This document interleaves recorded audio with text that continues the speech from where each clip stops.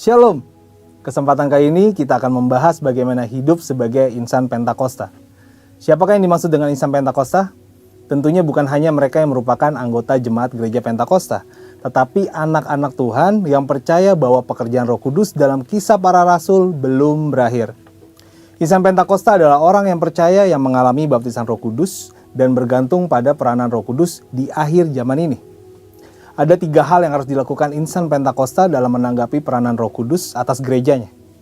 Yang pertama, hidup dalam tuntunan Roh. Dalam Injil Yohanes, Tuhan Yesus sangat menekankan peran Roh Kudus yang sentral dan penting dalam kehidupan orang percaya. Roh Kudus diutus untuk menuntun gereja Tuhan. Orang percaya seharusnya dipimpin oleh Roh Kudus bukan sekedar menggunakan kepintaran, kehebatan, dan kebijaksanaannya sendiri. Dalam Kisah Para Rasul, terlihat jelas bagaimana Roh Kudus menuntun para rasul dalam kehidupan dan pelayanan mereka secara efektif. Contohnya, ketika Rasul Petrus berkhotbah pada hari Pentakosta oleh tuntunan Roh Kudus, ribuan orang menjadi percaya kepada Tuhan. Seorang diakan bernama Filipus dituntun Roh Kudus untuk pergi ke jalan yang sunyi dan akhirnya memenangkan seorang kepala perbendaharaan dari Ethiopia.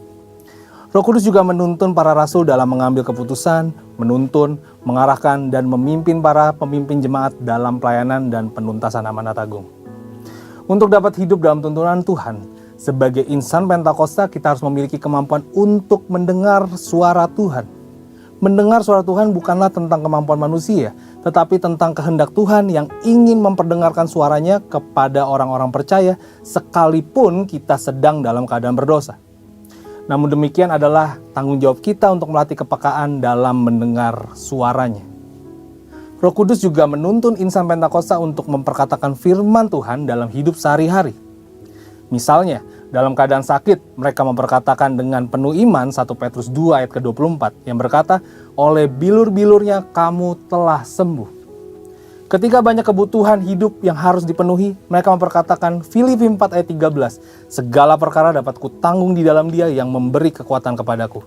Dan Filipi 4 ayat 19, Allahku akan memenuhi segala keperluanmu menurut kekayaan dan kemuliaannya dalam Kristus Yesus.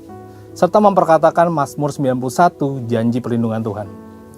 Untuk dapat dituntun Roh Kudus, insan Pentakosta bukan hanya memerlukan pengetahuan teologis yang mumpuni, bukan sekedar pengalaman pribadi semata, tetapi lebih dari itu adalah kepekaan mendengar suara Tuhan.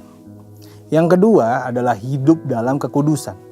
Ciri khas kehidupan insan Pentakosta yang dipenuhi dengan Roh Kudus adalah juga hidup intim dengan Tuhan.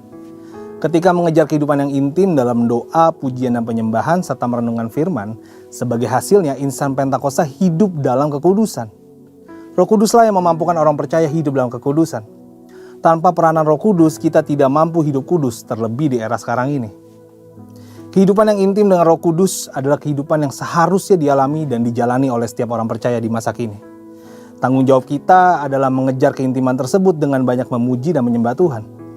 Roh Kudus akan menuntun kita melewati pencobaan dan ujian-ujian sehingga hidup dalam kemenangan dan kekudusan. Yang ketiga adalah membawa pesan keselamatan. Robert Menzies dalam bukunya menyatakan bahwa sama seperti Tuhan Yesus diurapi untuk memenuhi tugas kenabiannya, demikian juga murid-murid yang dibaptis Roh Kudus telah diurapi sebagai nabi-nabi akhir zaman untuk menyatakan firman Allah.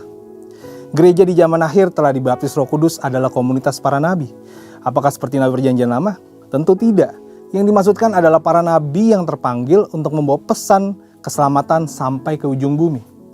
Kita harus menyadari peranan ini, agar tujuan Tuhan membaptis kita dengan Roh-Nya tidak sia-sia.